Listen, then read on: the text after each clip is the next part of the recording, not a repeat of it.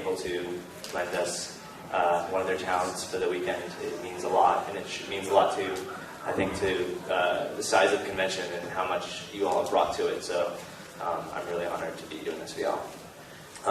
So yeah, hey everyone, welcome to a fireside chat with Darren Young. My name is Matt Kahn. I'm the founder of GaymerX, and but you're not here to meet me. You're here to meet Fred Rosser, who you may know him as Darren Young on TV. Formerly of the Primetime Players, he's now a singles competitor in the WWE as Darren Young.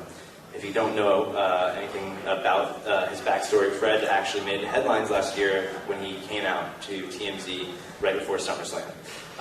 And in doing so, he actually made history in a lot of respects. You know, being the first openly gay wrestler that is active in WWE is something that's breaking a lot of barriers, not just because he is openly gay, but also he's an openly gay person of color. And to do that in a sport that has never had someone do that is huge. I think it takes a lot of guts and courage. And with the upcoming, with his inclusion in WWE 2K14 and upcoming WWE 2K15, it's awesome that as gamers and queer gamers, we have someone who, we can choose our selectable character and kick some butt, and it's just awesome to have him here. So, gamers of GaymerX, please give a very warm welcome to Darren Young. Make it move, make it move, make it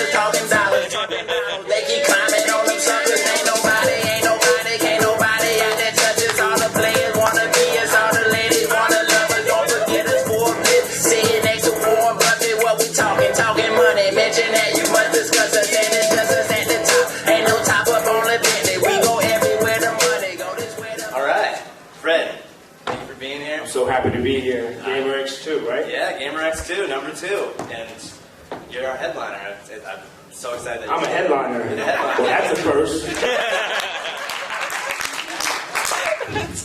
So, yeah, man, I mean, it's just amazing that you had the courage to come out as you did. And I think that you're a very big inspiration to myself and I think to a lot of fans, especially younger fans across the world. I think especially with WWE, there's a lot of young people who are watching it. And to see someone of your caliber come out, I think it means a lot. It's changed a lot of people's lives. And, just thank you so much for being here. Oh, thank you. My motto is just be you. I feel like living your life honestly and truthfully is the most important thing to me. For 30 years, I was living a lie for so long, and I said to myself, I couldn't go another 30 years living that same lie. But I feel so great now. I have my mom. It's in the front row. She travels all over the place. She was at LA Pride with me, New York Pride with me, the GLAAD Awards in New York, and now she's here at GaymerX. So she's traveling all over with me. And at times, like all mothers, she could be a pain in my ass. Watch her now. But she's a great mom, and she's busting her butt taking photography for me. Awesome. So, I kind of want to start at the beginning. So, can you maybe really quickly talk about your upbringing, kind of, where you're from, and what made you, when did you know that you wanted to become a professional wrestler? When did you know that you knew that was going to be your dream career? Oh, man, since day one. I was the only child growing up. I didn't have any brothers or sisters. I had close cousins. I was an outdoorsy type kid. I was somewhat of a bully. I would kind of rough you up in a WWF type sense, and then I'd treat you for lunch. I was that type of guy because this was something I've always wanted to do, be a WWE superstar. I made a lot of sacrifices to work for WWE, and I'm working for one of the greatest organizations in the world, WWE. And like, we do more than just wrestle. We do a lot of extra activities. We have a strong Be a Star anti-bullying campaign that we do all over the world. We're heavily involved in the National Army Guard. We have Susan G. Komen, breast cancer awareness that we're heavily involved in. So we do more than just wrestle. We give back to the community. It's awesome. So, I mean, kind of going back to the beginnings, I mean, how did it feel the day that you joined the WWE? Like, did you ever think that when you were like, I want to be a pro wrestler, that you were like, I'm going to one day get to the top level? And was it difficult to get to that point? It was difficult. I'll start by saying I started wrestling September 11, 2002 is when I first stepped in the ring. I started in New Jersey, West Patterson. I got my on-the-job training there, and then I traveled all over the Northeast, New Jersey, New York, Connecticut, Boston. I was what they call a weekend warrior. And after a while, after doing tryout after tryout after tryout from 2002 to 2008 with WWE, I said, man, they keep telling me, keep doing what you're doing. And I said to myself, if you keep doing what you're doing, you get the same results. So I had to grow my hair, I had to lose weight, I had to develop some type of character. And at the time, I was doing like a Frederick of Hollywood character with a fur coat and flamboyant. And it went well, and WWE seen it. And they said, finally, we like this guy. So I did a tryout in 2009 in Tampa. And out of 75 guys and girls from all over the world, I beat them all out. And for 4 days, I was a maniac. I was a maniac because it was something that I wanted. And I had a lot of help along the way.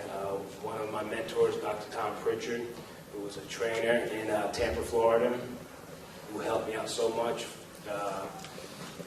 Norman Smiley, so many guys, Arn Anderson, so many guys that came before me that are now coaches.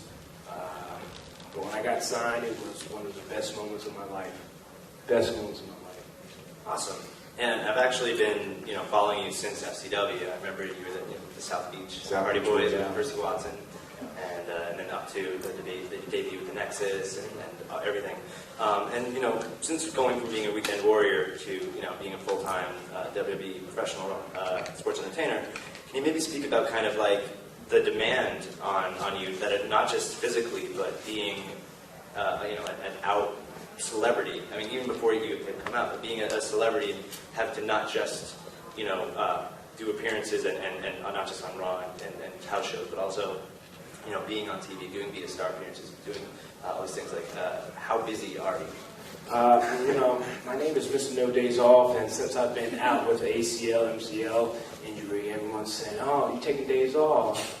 Damn mine, I ain't taking no damn day off. I'm rehabbing twice a day. I'm here at GaymerX. I'm all over the country doing appearances for WWE, so I want to stay busy. And I've stressed that to WWE management. I just don't want to be sitting on my ass, collecting the paycheck. That's not what I'm about. It was never about the money for me. It was about the passion and the love. There's people that love to golf. There's people that love to play tennis. There's people that have passion. My mom's passion is photography. I respect it. Because if it's something you love to do, aim for it, go for it, and that's what I did. And as a kid, I had a speech impediment. I was a heavy kid. I didn't let that set me back. I would stutter. I was overweight, but I didn't let that hold me down. I got the help I needed, and now I'm living a dream. I say it every day. I'm living a dream. It's awesome.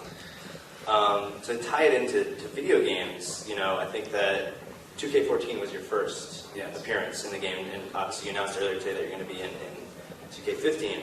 And I know that you said that you're not a huge gamer, but have you played like 2K14? Do you play as yourself? It's funny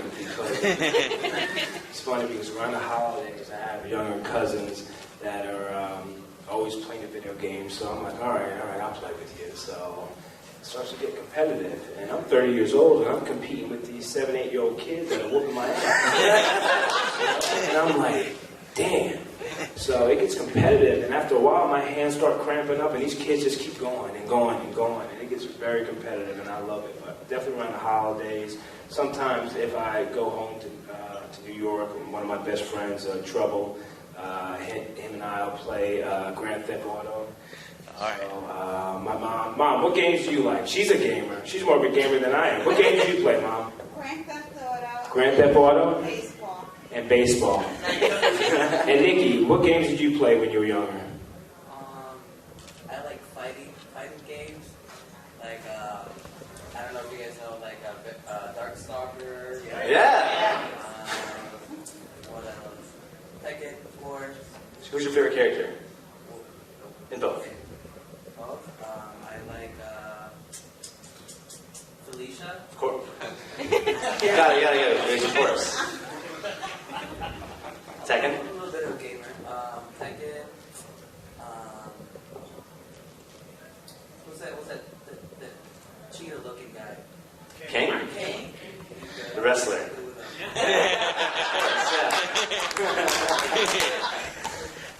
I was an Eddie Gordo guy myself.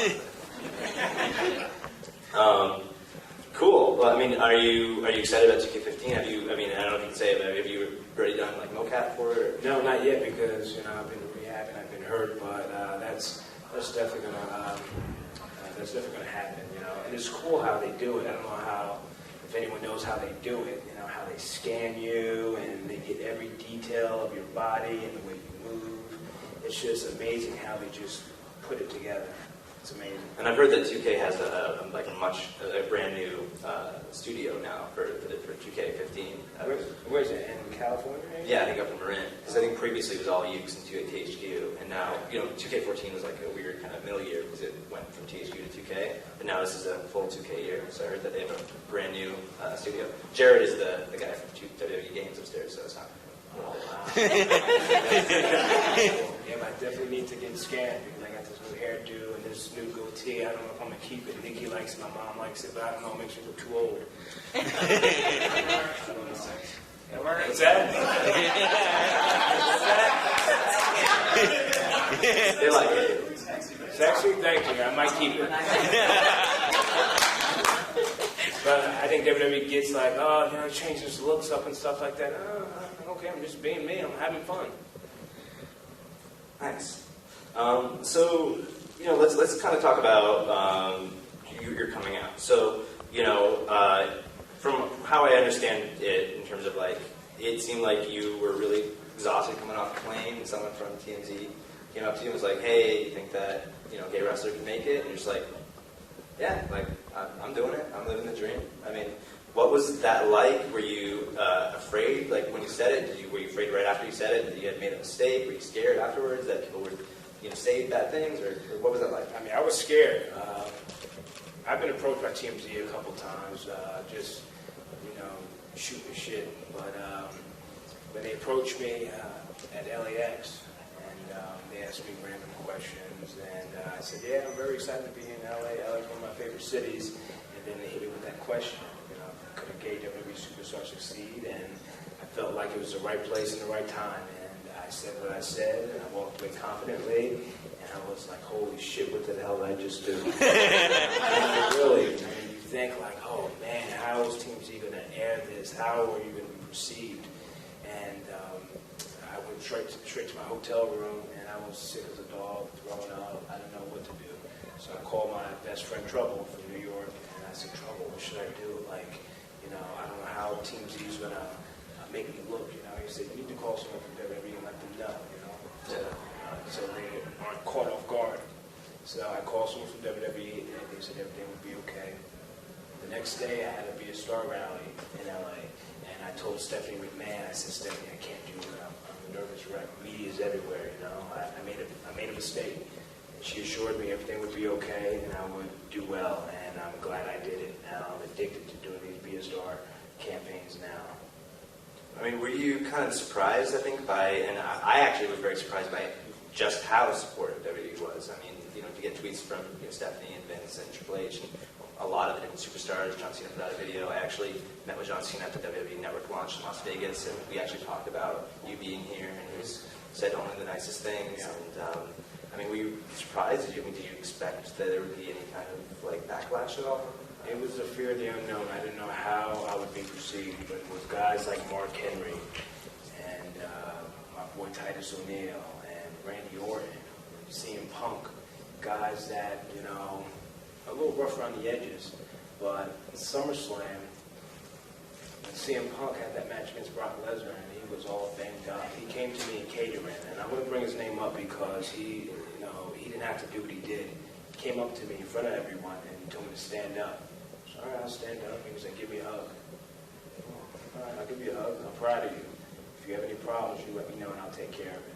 And he didn't have to do that, you know. And that meant the most. Randy Orton did the same thing. He gave me a hug, and he was like, I'm proud of you. If you have any issues, you let me know. I'll take care of it. And Big Show and a plethora of other wrestlers have my back, you know. And it's funny how things. It's funny how. How can I say this? It's funny how the world works, you know. I'm injured. I'm injured. I'm hurting. I go to sleep, you know, one night, and then I check my phone, my Twitter, and I get a direct message from, of all people, Cher contact. You're going to ask my man Vance. You're going to ask Karen over there, my lady over there, who helps me out so much. I sent her what Cher had sent me, and Cher pretty much said, you know, I'm very happy with what you did coming out. I have a friend that's been closeted, and he's a big WWE fan,